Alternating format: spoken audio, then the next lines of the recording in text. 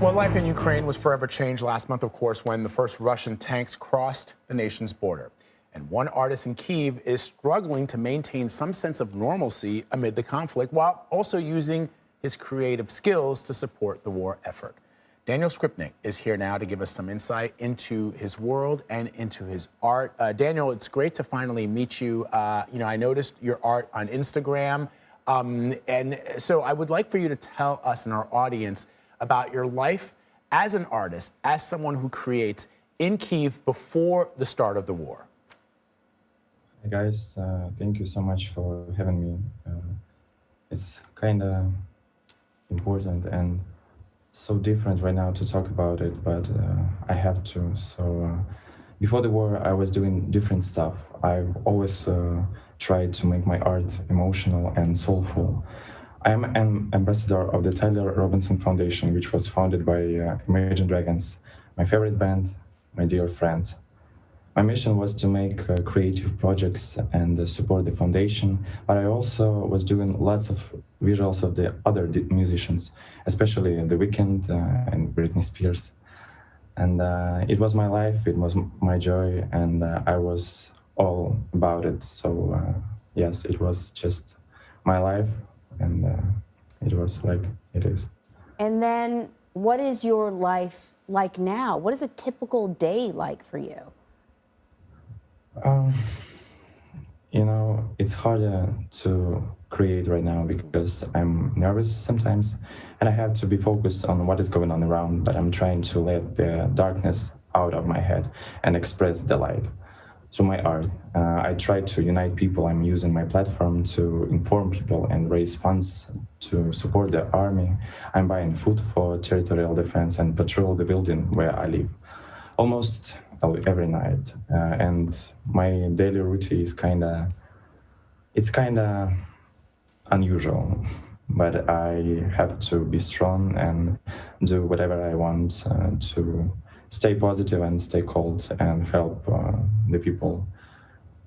Yeah, it's one of the things that I found really compelling about your story, Daniel, is that as you explained to me, you obviously could not leave Ukraine because they wanted every able-bodied man to stay behind to try and fight the Russians. But you are using your art to help the war effort. You are doing things besides, there are other ways. I guess my question to you is, there are other ways to support Ukraine and the Ukrainian military and Ukrainian people other than carrying a weapon.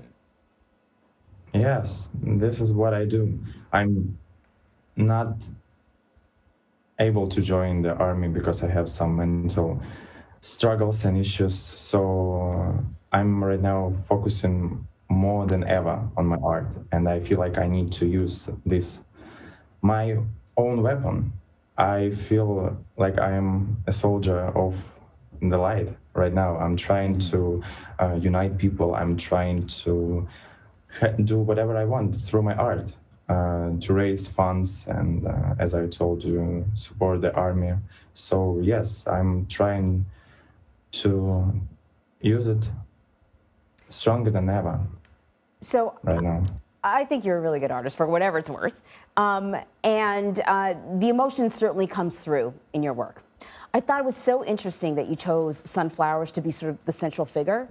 Because when I think about sunflowers, Vlad, I think about these, flowers that are bold and pushy, they're tall, they're bright, but they're also sort of wild. Like if you've ever done a sunflower field, almost feels like, they almost feel like weeds, but they're so, But also with sunflowers, but my sense about it is that some of the most famous sunflower painting, Van Gogh's sunflowers, right? You can see why they inspire artists. Are done by tortured artists. Yes.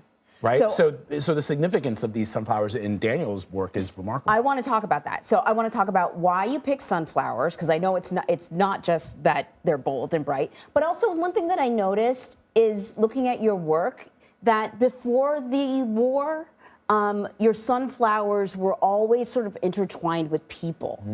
And then afterwards, it seems like your focus is primarily on the sunflower. Can you talk about that? Yes. Some people might think that I started to draw it because of the war. Yes, the sunflower is one of the Ukrainian symbol, and I visualize it now, but it also has a deeper meaning for me. Because as a child, in a small village in eastern Ukraine. I loved being in the middle of nature. My village is hidden in dense forests and surrounded by fields of sunflowers. Sunflowers fascinated me, but they were not just beautiful plants to me. They seemed like portals that took me to the other dimension, away from everyone and everything. It was about something that came from my heart. It was about some dark moments of mine. It was very intimate symbol for me. And now it is bigger than my story. It is about dark. It is not about darkness anymore. Sunflowers represents light and bright souls. I feel like it is blooming during this time, and I'm trying not to focus on someone personally like it was before with my favorite musicians and people who I tried to integrate it to someone who I felt following the same direction that I was. So right now it is not about me, it is not about someone specific, it's about us, and I want to focus it on the bright part of it, you know, so not darkness anymore. Yeah. Well, so before we let you go, Daniel, what is the message that you want to share with the rest of the world watching this war in your country? What do you want people to know about the struggles of your countrymen and women?